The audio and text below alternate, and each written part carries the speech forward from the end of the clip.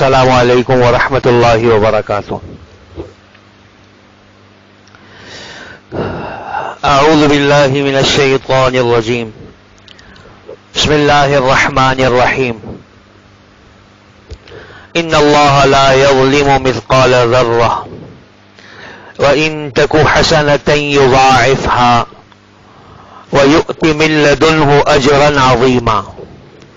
فكيف إذا جئنا من كل أمة بشهيد وجئنا بك على هؤلاء شهيدا يومئذ يود الذين كفروا وعصوا الرسول لو تسوى بهم الأرض ولا يكتمون الله حديثا.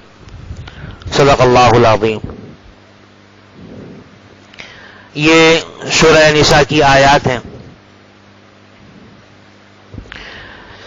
اور سلسلہ کلام جو گزشتہ آیات سے چل رہا ہے وہ یہ ہے کہ اللہ تبارک و تعالی نے انسان کو دنیا میں حقوق کی ادائیگی کے لیے بھیجا ہے. ہم میں سے ہر آدمی, اللہ مجھے بھی اس کی سمجھ نصیب فرما دے کہ اصل جو راحت کی جگہ ہے وہ جنت اللہ نے بنائی ہے.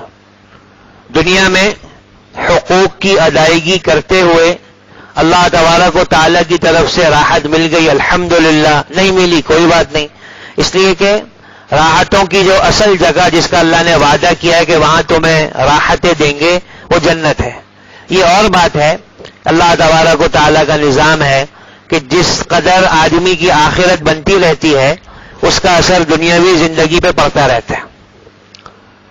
اور میں آپ سے عرض کروں, یہ سمجھنے کی بات ہے کہ اصل راحت دل کے سکون کا نام ہے, چیزوں کا نام نہیں.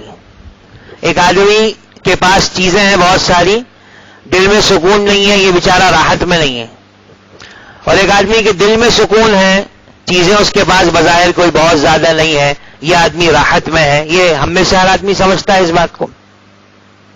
تو اصل آدمی حق کی ادائیگی کے لیے دنیا میں آئے. اور میں نے آپ سے عرض کیا, اللہ کا حق ہے, اللہ کے رسول صلی اللہ علیہ وسلم کا حق ہے نا, حضرات صحابہ کرام کا حق ہے, حضور صلی اللہ علیہ وسلم کے اہل بیت کا حق ہے, ہاں, پھر ہر مسلمان کا حق ہے, والدین کا حق, بہن بھائیوں کا حق, بیوی کا حق, بچوں کا حق, پڑوس کا حق, سب کا حق ہے. اور سب سے آخر میں آدمی کی اپنی جان کا بھی اس پر حق ہے. آپ علیہ الصلوۃ والسلام نے ارشاد فرمایا, وَلِنَفْسِكَ عَلَيْكَ حق, تیری جان کا بھی تجھ پر حق ہے. یہ جتنی مشینری اللہ نے تجھے دے رکھی ہے, سر کے بالوں سے لے کے پاؤں کے ناخن تک اللہ نے دیا ہے, اللہ کی یہ طرف سے امانت ہے. تم اس کا خیال نہیں کرو کہ اللہ کیا اس کا بھی جواب دینا پڑے گا. تو آدمی دنیا میں حق کی ادائیگی کے لیے آیا ہے, اور حق کی ادائیگی پر ہی انعام ہے, اور حق کی ادائیگی میں کوئی کمی ہے نا تو اس کا مطالبہ ہے. اور ہمارے فقہاء لکھتے ہیں کہ دو طرح کا حق ہے آدمی پر موٹا موٹا, ایک اللہ کا حق, ایک بندوں کا حق. بس بندوں میں سب آ جاتے ہیں. اللہ تبارک و تعالی غنی ذات ہیں, بہت تھوڑے سے پہ راضی ہو جانے والے, بڑے بڑے قصوروں کو معاف کر دینے والے. ان کے معاف کرنے کے بہانے نرالے ہیں, جیسے آگے ابھی آ جائے گا, آپ سن لیں گے مجھ سے کہ جو بھی میں نے آیتیں آپ کے سامنے تلاوت کی ہیں. ہاں, بندوں کے حق میں اللہ تبارک و تعالیٰ کی یہاں سختی ہے, اور بندوں کے حق میں اللہ تبارک و تعالیٰ کی طرف سے مطالبہ ہے, اور چھوٹی چھوٹی چیزوں کا مطالبہ ہے. آدمی حیران ہو جائے گا کہ کس کس چیز کا اللہ کے یہاں سے مطالبہ ہے, کس کس چیز کا. میں آپ سے عرض کروں نا, فضائل میں حضرت شیخ الحدیث مولانا محمد زکریا صاحب نور اللہ مرقدہ, انہیں بالکل شروع میں جو ہم کتاب پڑھتے ہیں نا حکایات صحابہ, تو اس میں کسی بزرگ کا قصہ لکھا ہے کہ وہ عالم تھے, اور اس زمانے میں جیسے لکھا کرتے تھے لوگ کتابیں وغیرہ نا, تو مٹانے کے لیے یا سکھانے کے لیے مٹی کی ضرورت پڑ گئی. کرائے کے گھر میں رہتے تھے, تو دیوار سے تھوڑی سی مٹی لے لی, کہ یار اتنی تھوڑی سی مٹی کا کیا ہوتا ہے, اور تھوڑی سی مٹی لے کر اس کو مٹا دیا. خواب میں آ گیا کہ یہ تھوڑی سی جو مٹی ہے نا, کل قیامت کے دن اس کا پتہ چل جائے گا. یہ تھوڑی سی تم نے مٹی کہہ کے جو لے لی نا, کل قیامت کے دن اس کا پتہ چل جائے گا کہ اس کا بھی اللہ کے ایسے حساب ہے. تو اصل حق کی ادائیگی ہے، اس کا ہمیں سے ہر ایک کو اہتمام کرنا چاہیے، اور یہ اس وقت تک پیدا نہیں ہو سکتا جب تک آدمی میں دو وصف نہ ہو۔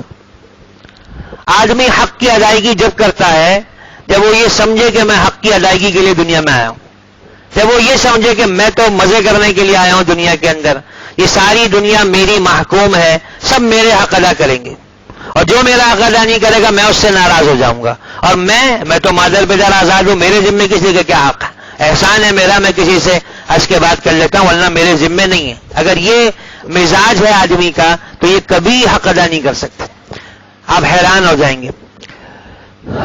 اللہ تبارک و تعالیٰ نے اس امت کو بانجھ پیدا نہیں کیا کہ بس صحابہ چلے گئے تو اب دنیا سے خیریں اٹھ گئی، ہر زمانے میں اللہ والے موجود رہے۔ ہمارے ڈاکٹر عبدالحی صاحب رحمۃ اللہ علیہ، بڑا نام کراچی کا، ہمارے بزرگوں نے شاید دیکھا بھی ہو، حضرت مولانا اشرف علی صاحب تھانوی نور اللہ مرقدہ کے خلیفہ تھے۔ کہا 50 سال کے زیادہ میں اپنی بیوی کے ساتھ رہا، اس عرصے میں کبھی میری بیوی سے جھگڑا نہیں ہوا۔ کتنی عجیب بات ہے، کبھی میری بیوی سے میرا کیا نہیں ہوا، جھگڑا نہیں ہوا، تو میں بھی نہیں ہوئی، کبھی نہیں ہوئی۔ اور کہا اس 50 سال کے عرصے میں نے اپنا کبھی کوئی کام اپنی اہلیہ سے نہیں کہا کہ میرا یہ کام ذرا کر دو، اور اس 50 سال کے عرصے میں میرے سارے کام میری اہلیہ نے کی ہے خوشی خوشی، مجھے کبھی کہنا نہیں پڑا، ایک چیز کے لیے نہیں کہنا پڑا۔ اچھا، کہا یہ کیسے ہوا، ایسی مثالی زندگی؟ کہا میں نے پہلے دن اس کی نیت کر لی تھی کہ یہ میری مخدومہ ہے، میں اس کا خادم ہوں، یہ میری خادمہ بن کے اس گھر میں نہیں آئی، میں اس کی خدمت کروں گا، میں اس کا خادم ہوں۔ میں نے یہ نیت کر لی تھی میں اس کی خدمت کروں گا۔ دیکھو نیت کا کیسا اثر ہوتا ہے، اور جہاں آدمی یہ نیت کرتا ہے کہ بھئی یہ جو آئی ہے نا یہ میری خادمہ ہے اور میں اس کا مخدوم ہوں، یہ میری خدمت، اب جھگڑا ہوگا، کپڑے کیوں استری نہیں ہوئے، کھانا ایسا کیوں بنا، پانی ٹھنڈا کیوں، پانی گرم کیوں، یہ جھگڑے سارے کب ہوتے ہیں؟ جب آدمی اس کو سوچتا ہے کہ ساری دنیا میری خدمت کے لیے پیدا کی گئی ہے اور میں ہوں سب کا مخدوم۔ اور جب آدمی یہ نیت کر لے کہ بھائی میں سب کی خدمت کروں گا جتنی ہو سکے گی، اور میرے حق کی ادائیگی میں اگر کوئی کمی کر گیا بس اللہ کے لیے معاف ہے، زندگی سہل ہو گئی۔ اور دوسرا بھائی لوگوں کے حقوق وہ ادا کرے گا جس کو اس کا خوف ہوگا کہ اللہ کے یہاں مجھ سے اس کا حساب ہوگا۔ آگے آپ پڑھ لو گے، سن لیں گے اس کو کہ حساب کتنی عجیب چیز ہے، کتنی عجیب چیز ہے۔ میں نے آپ سے عرض کر دیا، پچھلی آیتوں میں گزر گیا کہ جس میں تکبر ہوگا وہ حقوق کی ادائیگی نہیں کر سکے گا، جس میں بخل ہوگا وہ حقوق کی ادائیگی نہیں کر سکے گا۔ آگے اللہ تبارک و تعالیٰ اس آیت میں کیا فرما رہے ہیں کہ دیکھو یہ سارے حق جو ہم نے تمہارے ذمے لگائے ہیں نا، یہ ہم نے تمہیں نوازنے کے لیے لگائے، ہم تمہیں دینا چاہتے ہیں، دنیا میں بھی دینا چاہتے ہیں، آخرت میں بھی تم کو دینا چاہتے ہیں۔ تم سے ہم کیا لیں گے؟ تمہارے پاس ہے ہی کیا؟ تم کیا دے سکتے ہو ہم کو؟ تمہارے پاس کیا ہے؟ دینے والی ذات تو ہماری ذات ہے، ہم تمہیں دیں گے اور ایسے دیں گے تم حیران رہ جاؤ گا۔ اور آگے اللہ تبارک و تعالیٰ اپنا رحم بتا رہے ہیں کہ ہم ایسے مہربان ہیں کیا؟ ان اللہ لا یظلم مثقال ذرہ، ہم ذرے کے برابر بھی ظلم نہیں کرتے۔ یہ ہمارا ایمان ہے، ہمارا عقیدہ ہے۔ اللہ کی ذات عالی ظالم نہیں ہے۔ مجھے اب بھی یاد آتا ہے، میں نہیں بھولتا، ہمارے حضرت مولانا عطاء الرحمان صاحب نور اللہ مرقدہ ہمارے استاد تھے، شہید ہو گئے۔ وہ بھوجا ایئر لائن کا جہاز تھا، کافی عرصے کے بعد پہلی دفعہ اڑا اور پہلی پرواز میں ہمارے استاد بھی گئے، اللہ کو پیارے ہو گئے، اسلام آباد سے کہیں قریب جہاز گر گیا، کریش ہو گیا اور اعضا سارے بکھر گئے اور جل گئے اور سب ہو گئے۔ تو وہ مردان کے قریب ایک جگہ ہے بابو زئی، وہاں کے رہنے والے تھے۔ جنازہ ہوا، جنازے کے بعد اگلے دن تعزیتی جلسہ ہوا، حضرت کے سارے شاگرد موجود ہیں، بڑے بڑے علماء ہیں۔ تو اس میں جامعہ کے ایک استاد نے بیان کیا، بنوری ٹاؤن کے مولانا عمران عیسیٰ صاحب زیدہ مجدوم نے، اور فرمایا دیکھو بھائی ہمارا اس پر ایمان ہے کہ ہمارے پروردگار کیا نہیں ہے، ظالم نہیں ہے، حادثہ کیسا ہی کیوں نہ ہوا ہو، ہمارے پروردگار کیا نہیں ہے، ظالم نہیں ہے۔ اب اس میں کیا ان کے درجات اللہ کو اونچے کرنے تھے وہ اللہ جانتے، اور یہ ہمارا عقیدہ ہے۔ ہمارا بچہ کوئی بیمار ہو جائے، اللہ نہ کرے ہمارے کسی بچے کی جان ہمارے سامنے نکل جائے، ہمارے والدین دنیا سے گئے، پتہ نہیں کون کون دن ہم جائیں گے دنیا سے، بیماریاں، یہ ساری چیزیں، کبھی گھاٹا، بارش ہو گئی ابھی کپڑا مارکیٹ میں جو دکان والے ہیں، ایک ایک دکان میں لاکھ ڈیڑھ لاکھ کا نقصان ہو گیا، عام سی بات ہے، لوگوں کے گھروں میں پانی آ گیا، ہو گیا نا، یہ سارا ہو گیا نا.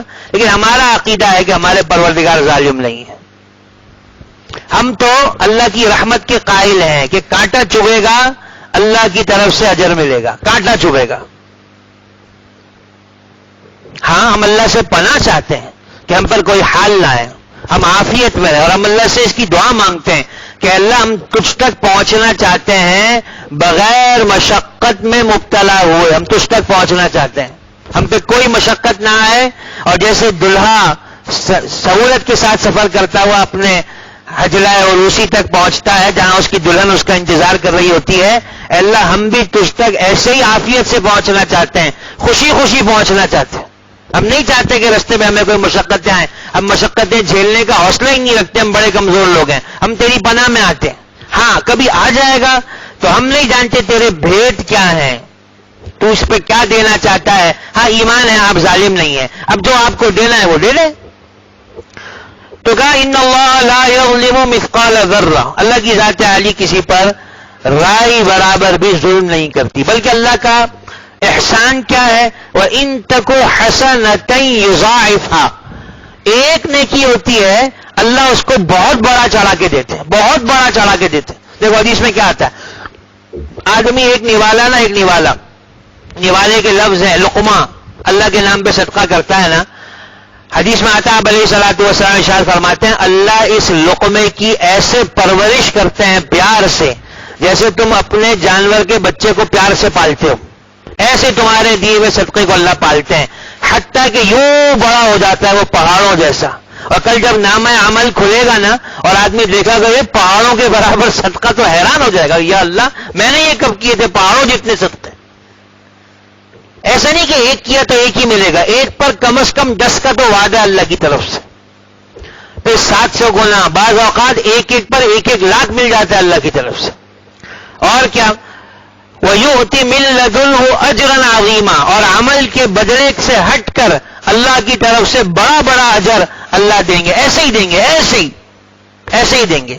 اسی آیت کے تحت مفسرین نے عجیب احادیث جمع کی، میں آپ کو سناؤں. ابو سعید خدری رضی اللہ تعالیٰ عنہ ارشاد فرماتے ہیں، ابو سعید خدری رضی اللہ تعالیٰ عنہ، کہا دنیا میں 2 مسلمانوں میں کوئی جھگڑا ہو جائے کسی چیز میں، تو کیا ان کا جھگڑا ہوتا ہوگا جو یہ مسلمان کل قیامت کے دن اللہ میاں سے جھگڑیں گے.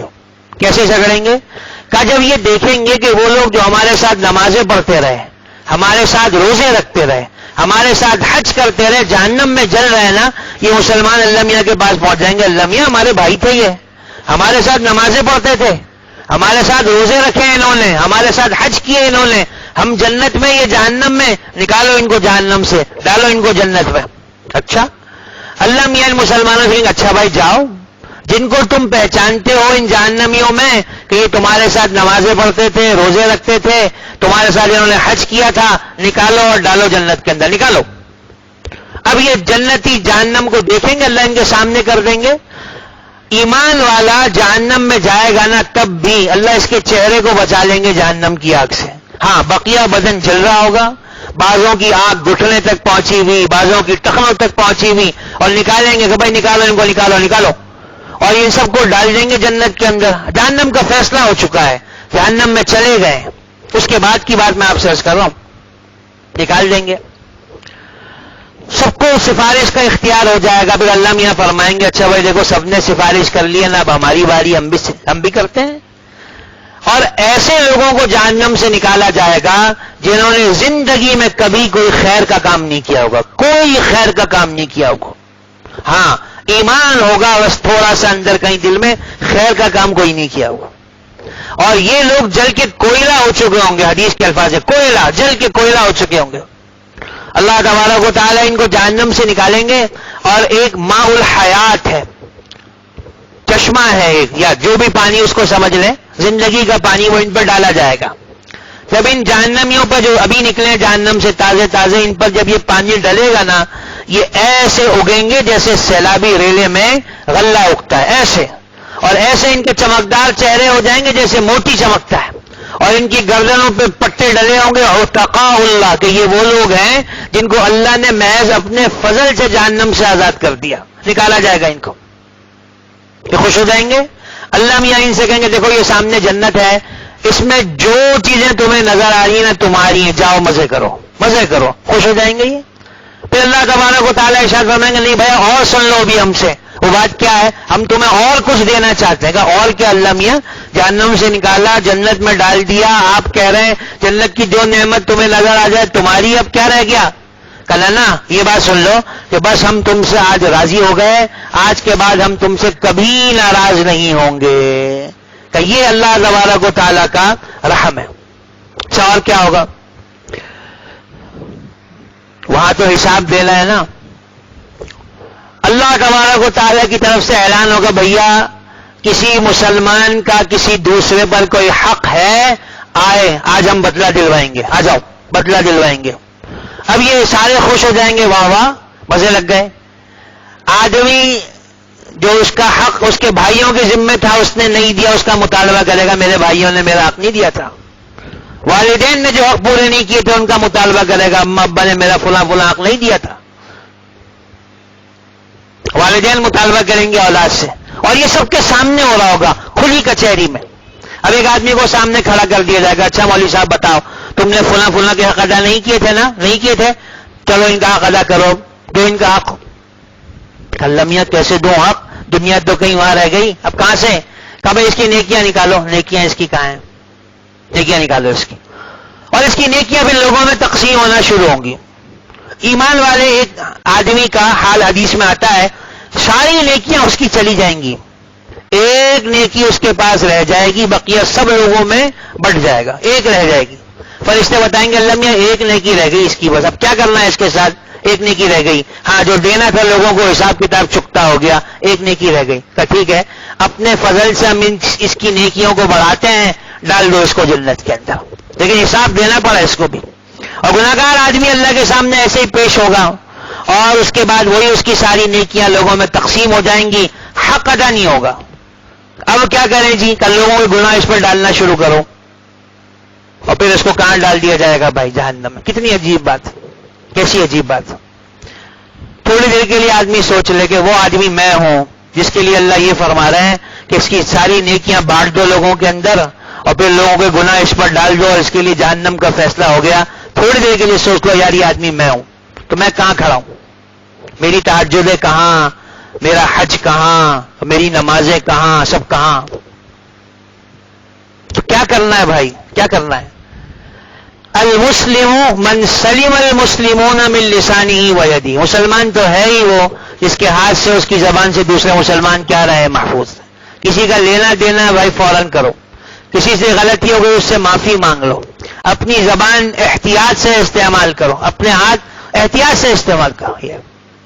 تو یہ اللہ کا رحم ہے۔ ایک اور آدمی اللہ تبارک و تعالیٰ کے سامنے پیش ہوگا، اللہ میاں اس کے سامنے اس کے گناہوں کے رجسٹر کھولیں گے، 99 رجسٹر کھولیں گے، اس کو دکھائیں گے، لے بھائی تیرا ہی ہے؟ کہاں میرا ہے؟ سارے تو نے کیے تھے، سارے گناہ کیے تھے؟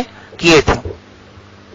میرے فرشتوں نے کوئی غلط تو نہیں لکھا کہ تو نے کوئی گناہ کیا نہیں؟ فرشتوں نے لکھ دیا کہ نہیں سارے کیے میں نے۔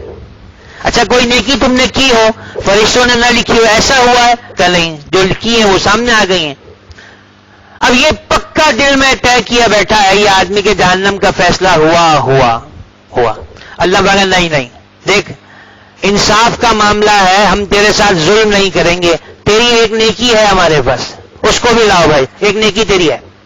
اب یہ حیران کہ یا اللہ ایک نیکی کہاں اور یہ 99 دفتر کہاں؟ وہ ایک پرچہ جس پہ اشہد ان لا الہ الا اللہ و اشہد ان محمد رسول اللہ لکھا ہے یہ رکھا جائے گا۔ ترازو کے ایک پلڑے میں یہ 99 دفتر، ایک پلڑے میں کلمہ شہادت کی گواہی۔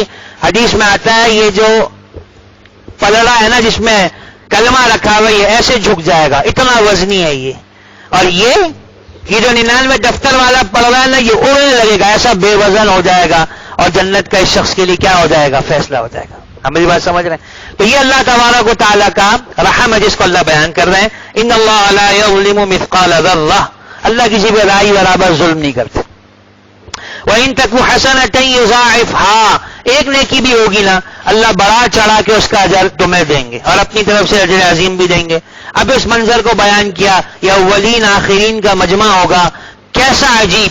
فَكَيْفَ إِذَا جِئْنَا مِن كُلِّ أُمَّةٍ بِشَهِيدٍ، ہر امت سے ایک گواہ کو ہم پیش کریں گے. لمبی بات ہے. کافر جھوٹ بولیں گے شروع میں اللہ کے سامنے کہ اللہ میاں کوئی نبی نہیں آیا تھا ہمارے پاس اور ہمیں کسی نے کچھ نہیں بتایا تھا اور ہم تو توحیدی تھے پکے، ہم نے کبھی شرک کیا ہی نہیں، کبھی شرک نہیں کیا. اللہ میاں نبی کو پیش کریں گے، نبی بھائی آؤ بتاؤ تم نے کیا کیا تھا، انہوں نے کیا کیا تھا. ہم بھی گواہی دیں گے کہ اللہ میاں ہم نے سب چیزیں پہنچائی تھیں. جھوٹ بول رہے ہیں، یہ جھوٹ بول رہے ہیں، ہم نے سب پہنچایا تھا. اور آگے کہا وَجِئْنَا بِكَ عَلَىٰ هَٰؤُلَاءِ شَهِيدًا، نبی صلی اللہ علیہ وسلم آپ کو بھی گواہ بنا کے لائیں گے ہم آپ کی امت پر، آپ کو بھی گواہ بنا کے لائیں گے آپ کی امت پر. حدیث میں آتا ہے صبح شام امتیوں کے اعمال حضور صلی اللہ علیہ وسلم پر پیش کیے جاتے ہیں. صبح شام اللہ کے رسول صلی اللہ علیہ وسلم کو بتایا جاتا ہے آپ کے بعد آپ کی امت یہ کر رہی ہے، آپ کے بعد آپ کی امت یہ کر رہی ہے، فلاں نے یہ کیا، فلاں نے یہ کیا، فلاں نے یہ کیا، فلاں نے یہ کیا، یہ کیا، یہ کیا. سمجھ رہے ہیں؟ اور کل کو آمنا سامنا بھی ہونا ہے حضور صلی اللہ علیہ وسلم سے، پیشی ہونی ہے ان کے سامنے بھی. آپ علیہ الصلوۃ والسلام فرماتے دیکھو میری تمہاری ملاقات نہ حوض کی ہے، حوض کوثر کی، وہاں تم سے ملاقات ہو جائے گی. تو کہا فَكَيْفَ إِذَا جِئْنَا مِن كُلِّ أُمَّةٍ بِشَهِيدٍ، کیا عجیب حال ہوگا جب ہم ہر امت سے ایک گواہ کو لائیں گے. وَجِئْنَا بِكَ عَلَىٰ هَٰؤُلَاءِ شَهِيدًا، اور آپ کو سب پر گواہ بنا کے لائیں گے. اس کی تفسیر میں مفسرین نے یہ بھی لکھا ہے کہ جب یہ پچھلی امتوں والے جھوٹ بول دیں گے نا نبی کوئی نہیں آیا، نبی نے کوئی بات ہم سے نہیں کہی، تو اللہ میاں انبیاء سے کوئی گواہ ہے تمہارے پاس؟ گواہ ہے؟ کہاں گواہ ہے نا، امت محمد یہ ہماری گواہ ہے، یہ گواہی دے گی کہ نبی آئے تھے اور نبی محنت کر کے گئے تھے. امت محمد یہ گواہی دے گی. کیا ایسا ہی ہوا تھا؟ ابراہیم بھی آئے تھے، موسیٰ بھی آئے تھے، عیسیٰ بھی آئے تھے علیہ السلام. تو یہ کفار پرانے کہیں گے یہ تو ہمارے بعد پیدا ہوئے تھے، انہیں کیا پتا کہ کون نبی آیا تھا کون نہیں آیا تھا. اللہ بھی پوچھیں گے ہاں بھائی اس کا کیا جواب ہے؟ تم تو بعد میں پیدا ہوئے تھے، سب سے آخر میں آئے تھے، تم کیسے گواہی دے رہے ہو؟ کہا ہم ایسے گواہی دے رہے ہیں کہ ہمارے پاس حضور صلی اللہ علیہ وسلم نبی بن کے آئے تھے، قرآن کریم لے کے آئے تھے، اور قرآن کریم میں اللہ میاں آپ نے یہ سارے حالات ہم کو سنائے تھے، اس بنیاد پر ہم گواہی دیں گے. پھر حضور صلی اللہ علیہ وسلم امت کی اس گواہی کی تائید فرمائیں گے. اللہ کے رسول فرمائیں گے ایسا ہی ہوا تھا، قرآن کریم میں یہ چیزیں نازل ہوئی تھی، وہ ساری تفصیل ہے. عبداللہ ابن مسعود رضی اللہ تعالیٰ عنہ فرماتے ہیں ایک دفعہ حضور صلی اللہ علیہ وسلم نے مجھ سے کہا عبداللہ مجھے قرآن پڑھ کے سناؤ، مجھے قرآن پڑھ کے سناؤ. تو عبداللہ بن مسعود رضی اللہ عنہ نے کہا اللہ کے رسول صلی اللہ علیہ وسلم میں سناؤں؟ حالانکہ آپ پر تو خود نازل ہوا ہے. کہ نہیں میرا دل چاہتا ہے کسی اور سے سناؤ. تو کہا میں نے سورہ نساء پڑھنا شروع کی، اور جب میں اس آیت پر پہنچا نا فَكَيْفَ إِذَا جِئْنَا مِن كُلِّ أُمَّةٍ بِشَهِيدٍ والی آیت پر میں پہنچا نا تو آپ علیہ السلام نے مجھے روک دیا، بس بس بس، اور کہا میں نے دیکھا آپ کی آنکھوں سے آنسو گر رہے ہیں. وہ منظر آپ کے سامنے آ گیا ہوگا قیامت میں جو منظر پیش ہونا ہے. تو کہا وَجِئْنَا بِكَ عَلَىٰ هَٰؤُلَاءِ شَهِيدًا، ہم آپ پر گواہ بنا کے، آپ کو گواہ بنا کے لائیں گے ان سب پر. اچھا اس دن کیا ہوگا؟ خود اللہ میاں نے بیان کیا یومئذ یود الذین کفروا وعصوا الرسول لو تسوی بهم الارض. یہ کافر اور یہ جو اللہ کے رسول صلی اللہ علیہ وسلم کے نافرمان یہ سوچیں گے کاش ہم زمین کا پیوند ہو جائیں، کاش ہم پیدا ہی نہ ہوئے ہوتے. دیکھو حدیث میں قرآن کریم میں آتا ہے کہ کافر اس دن سوچیں گے کاش ہم مٹی ہو جاتے ہیں. ہوگا کیا؟ انصاف اللہ کو قائم کرنا ہے قیامت کے دن. اللہ جانوروں کو بھی دوبارہ پیدا کریں گے، جانوروں کو بھی حساب دلائیں گے. کسی بے سینگ والی بکری کو اگر سینگ والی بکری نے سینگ مارا ہے نا، اللہ میاں اس بے سینگے کو سینگ دیں گے، مار لے بھائی اس کو سینگ، اپنا بدلہ برابر کر لے. ایسا آپ سوچو پھر انسانوں کا کیا ہوگا. اور یہ ہونے کے بعد جانوروں سے کہا جائے گا چلو بھائی مٹی ہو جاؤ دوبارہ، تمہارے لیے جنت جہنم نہیں، فارغ جاؤ مٹی ہو جاؤ. تو یہ کافر اس وقت سوچیں گے کاش ہم بھی جانور ہوتے، آج مٹی ہو جاتے. تو کہا یومئذ یود الذین کفروا، اس دن یہ کافر اور جنہوں نے رسول کی نافرمانی کی وہ چاہیں گے لو تسوا بہم الارض، ہم زمین کے پیوند بن جائیں، بس آگے کچھ بھی ہمارے ساتھ نہ ہو. ولا یکتمون اللہ حدیثا، وہ اللہ سے کوئی بات چھپا بھی نہیں پائیں گے، اللہ گواہ بھی پیش کریں گے. یہ خود اقراری مجرم ہوں گے کہ ہم نے یہ کیا یہ کیا یہ کیا یہ کیا. اور اس کو بھی آپ قرآن کریم میں پڑھتے رہیں.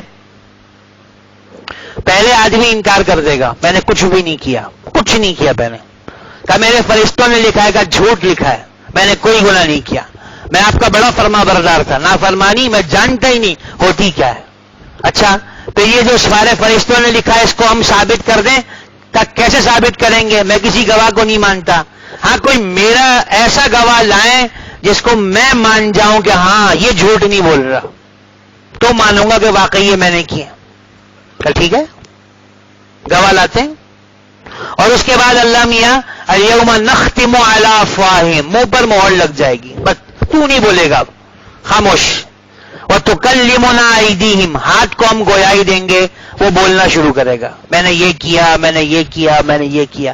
ٹانگوں کو گویائی دیں گے میں نے یہ کی میں نے یہ کیا میں نے یہ کیا میں نے یہ کیا، بس. اور اس کے بعد جب اس کی زبان کھلے گی نا تو یہ اپنے اعضاء سے کہے گا تمہارا ناس و ستیہ ناس کم بختوں، تمہیں راحت پہنچانے کے لیے سارے گناہ میں نے کیے تھے، تم نے یہ کیا کر دیا. اور یہ اعضاء اس سے کہیں گے بھائی ہمیں اس اللہ نے گویائی دی، انطقنا اللہ الذی انطق کل شیء، ہمیں اللہ نے گویائی دی، ہم کہاں بچ سکتے ہیں، اب تو بولنا ہی بولنا ہے. تو ایک وقت ایسا ہوگا جب یہ انکار کر دے گا، پھر جب اس کے اعضاء گواہی دینا شروع کریں گے پھر انکار کا کوئی کیا نہیں ہوگا، چارہ نہیں ہوگا. تو اللہ تبارک و تعالی میری بھی اس دن کی ذلت سے رسوائی سے حفاظت فرمائے. ابھی کچھ دن پرانی بات ہے، دیکھو ایک بزرگ سے بات ہونے لگی تو انہوں نے کہا کہ اصل جو مطلوب صفت ہے جو اللہ کو چاہیے نا وہ تقوی چاہیے، پرہیزگاری چاہیے. اور ہر چیز کا ایک تھرمامیٹر ہوتا ہے نا جس سے آدمی اندازہ لگائے کہ یار مجھ میں تقوی پرہیزگاری کتنی ہے. تو تقوی کا جو تھرمامیٹر ہے نا وہ آدمی کی تنہائی ہے. اپنی تنہائی کو آدمی دیکھ لے کہ میری تنہائی کن چیزوں میں گزرتی ہے. اگر تنہائی اللہ تبارک و تعالیٰ کی عبادت میں گزر رہی ہے الحمدللہ، اللہ کا احسان ہے، جیسا تیسا ہی صحیح کچھ نہ کچھ ہے. اور اگر تقوی تنہائیاں نافرمانیوں میں استعمال ہو رہی ہیں نا بھائی تو یہ الارمنگ سچویشن کنڈیشن ہے کہ بھائی تو پرہیزگاری تجھے کہیں چھو کے نہیں گئی. اس مجمع میں آپ سب کے سامنے بیٹھ کر گناہ کرنا میرے لیے کیسا مشکل ہے. نہیں، اگر یہی کیفیت تنہائی میں بھی ہے تو الحمدللہ. اور تنہائی میں نہیں، اس کا مطلب یہ کہ میں نے اللہ مجھے معاف فرما دے، اللہ تبارک و تعالیٰ کی ذات کو کوئی اہمیت نہیں دی. یہی بات ہے نا، اور کیا بات ہے. تو باقی پرہیزگاری کے ساتھ کوئی گناہ ہو گیا، اللہ کی طرف سے امید یہ ہے کہ اللہ پاک انشاءاللہ توبہ کی توفیق دے دیں گے. بس یہاں بات ختم کر لو، باتیں کرنی ہے آپ سے مختصر سی. دیکھو آج 10 محرم ہے، عاشورہ کہتے ہیں اس کو. اچھا یہ دن شروع سے اہم چلا آ رہا ہے. 4 مہینے جن مہینوں میں عرب جو چھوٹی چھوٹی باتوں میں تلواریں نکال لیا کرتے تھے، لڑتے رہتے تھے، 4 مہینوں میں انہوں نے طے کر رکھا تھا کہ ہم لڑیں گے نہیں، جن کو اشہر حرم کہا جاتا ہے. ان میں ایک محرم بھی ہے. اس زمانے سے اس مہینے کا احترام چلا آ رہا ہے. بعض روایتوں میں آتا ہے کہ آدم علیہ السلام جب دنیا میں اترے تو یہی 10 محرم تھی.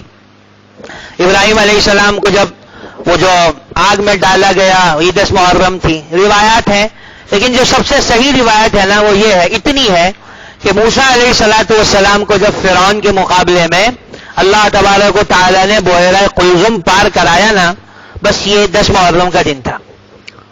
پھر حضور اکرم صلی اللہ علیہ وسلم کے جگر گوشہ حضرت حسین ابن علی رضی اللہ تعالی عنہ کا یوم شہادت بھی یہی دن ہے، اور بہرحال اس سے انکار نہیں کیا جا سکتا کہ یہ تاریخ اسلام کا ایک ایسا دھبا ہے جس کو کہیں دھویا نہیں جا سکتا. حضور صلی اللہ علیہ وسلم کے خانوادے کے ساتھ اس میدان میں جو بھی ہوا. مجھے جو بات کرنی ہے، بس ایک بات کرنی ہے، وہ کیا؟ اسلام واقعاتی دین نہیں ہے کہ جی فلاں موقع پر یہ اچھائی ہوئی تھی لہذا ہم خوشی منائیں گے، اور فلاں موقع پر یہ غم ہوا تھا لہذا غم منائیں گے. اسلام واقعاتی دین نہیں ہے. اسلام تو ایک طرز زندگی کا نام ہے. ہمیں حضرت حسین رضی اللہ تعالی عنہ پر جو ہونے والے مظالم ہیں تاریخ میں وہ تو رہ گئے، لیکن حضرت حسین رضی اللہ تعالی عنہ مکہ سے یا مدینہ سے نکلے کیوں تھے؟ وہ کیا وجہ ہوئی کہ اس بیابان میں خانوادہ رسول صلی اللہ علیہ وسلم کو اپنی جانوں کا نذرانہ پیش کرنا پڑا؟ وہ اصل بات کیا تھی جس کے لیے حضرت حسین رضی اللہ تعالی عنہ حکومت وقت کے مخالف ہو گئے تھے؟ اس کو کوئی بیان نہیں کرتا. اب وہ اپنے گھر میں رہ سکتے تھے سکون سے، مکہ میں یا مدینہ میں، شہزادے تھے بھائی، شہزادے تھے. حضرت معاویہ رضی اللہ تعالی عنہ تک حضرت حسین حضرت حسن رضی اللہ تعالی عنہما کو وہی پروٹوکول ملا جو شہزادوں کو ملا کرتا ہے. امت نے ہمیشہ ان کا خیال کیا. رہ سکتے تھے اپنے گھر میں ایسے ہی، لیکن وہ نہ کہ اسلام خطرے میں ہے، اور اسلام نے جو ایک حکومت کا تصور دیا کہ حکومت کسی ایک فرد کی نہیں ہوتی، کسی ایک خاندان کی نہیں ہوتی، حکومت شورا طے کرتی ہے اور حاکم جواب دہ ہوتا ہے ساری امت کو، جس کو اکاؤنٹیبلٹی کہا جاتا ہے نا، جواب دینا. حضرت عمر رضی اللہ تعالیٰ عنہ حج کے موقع پر عمومی ایک کچہری لگاتے تھے، عمومی کچہری. ہر صوبے والے سے کہتے بھائی آ جاؤ میرے پاس، تمہیں تمہارے گورنر سے جو شکایتیں آ کے مجھے بتاؤ. اور سارے گورنروں سے بھی کہتے حج کے موقع پر پہنچو بھائی، عمومی کچہری ہے. حضرت عمر رضی اللہ عنہ بیٹھے ہوتے اور مصر والے کہتے جی ہمارا گورنر یہ کر رہا ہے. حضرت عمر گورنر، ہاں بھائی تمہارے لوگ یہ شکایت لگا رہے ہیں، بتاؤ کیا ہے، کیا حساب کتاب ہے اس کا. آپ کو کبھی اتفاق ہو جائے، حیات الصحابہ آپ دیکھیں، حضرت مولانا یوسف صاحب کاندیلوی نور اللہ مرقدہ نے لکھی، کیا نظام تھا. ایک ایک گورنر کو روپے کا حساب دینا پڑتا تھا، روپے کا. گورنر کے ذمہ طے تھا تم اپنے دروازے پر دربان نہیں بٹھا سکتے، تمہارا دروازہ سب کے لیے کھلا رہے گا. تم ریشمی کپڑے نہیں پہن سکتے، تم چھنے ہوئے آٹے کی روٹی نہیں کھا سکتے، جو عام مسلمان کھائے گا وہ تم کھاؤ گے. پھر جب 3 خلفاء پہ حملہ ہو گیا نا، حضرت عمر پہ ہوا، حضرت عثمان رضی اللہ عنہ پہ ہوا، حضرت علی رضی اللہ عنہ پہ ہوا، سارے شہید ہوئے نا. حضرت معاویہ رضی اللہ عنہ نے ایک دربان رکھ دیا کہ بھائی 3 خلفاء شہید ہو چکے ہیں. تو ایک صحابی نے کہا کہ تم نے گورنر تم نے اپنے دروازے پر دربان بٹھا دیا. حضور صلی اللہ علیہ وسلم کا فرمان تو یہ تھا. فوراً ایک آدمی طے کیا بھائی ٹھیک ہے یہ آدمی ہے، اور اس کو کہا کہ دیکھ تجھ تک جو شکایت پہنچے گی نا بس تجھ مجھ تک پہنچائے گا، کسی آدمی کی کوئی شکایت مجھ تک نہیں پہنچی نا خیر نہیں ہے. یہ مزاج تھا صحابہ کرام کا. لیکن جب حضرت حسین رضی اللہ عنہ کو یہ لگا کہ اب یہ مزاج حکومت کا نکلتا جا رہا ہے، یزید کے آنے کے بعد کھڑے ہو گئے وہ، اور اس کے خلاف بہرحال جو کیا سو کیا. تو یہ جو اصل بات ہے نا کہ باطل کے خلاف کھڑے ہونا اور باطل کو حق کی طرف پھیرنا، یہ اصل وہ جذبہ حسینی ہے جس پہ حضرت حسین رضی اللہ تعالیٰ عنہ نکل کر باہر تشریف لے گئے تھے. اس کو کوئی ذکر نہیں کرتا. تو ہمارے لیے اس سارے واقعے میں سبق کیا ہے کہ جو ہم سے جو ہو سکے گا دین کے لیے ہم وہ کریں گے، اور اس کے لیے اگر قربانی دینی پڑی دیں گے. مال کی قربانی دینی پڑی مال کی قربانی دیں گے، عزت آبرو ناموس کی قربانی دینی پڑی اس کی قربانی دیں گے، اور جان کی قربانی دینی پڑی تو بھائی کس کی قربانی دیں گے؟ جان کی قربانی دیں گے. یہ اس واقعے کا سبب ہے، اصل سبق ہے. اللہ تبارک و تعالیٰ یہ سبق سیکھنے کی توفیق مجھے بھی نصیب فرمائے، اللہ آپ بھائیوں کو بھی یہ توفیق نصیب فرمائے. اللہم انت السلام و منک السلام. اللہم صلی علی سیدنا مولانا محمد صلی اللہ علیہ وسلم عبدک و رسولک. احسن عاقبتنا في الامور كلها اجرنا من خزي الدنيا وعذاب الاخره. اللهم لا مانع لما اعطيت ولا معطي لما منعت ولا ينفع ذا الجد منك الجد. يا حي يا قيوم برحمتك نستغيث اصلح لنا شأننا كله لا تكلنا الى انفسنا طرفة عين. وصلى الله تعالى على خير خلقه محمد وعلى آله واصحابه وامته اجمعين برحمتك يا ارحم الراحمين.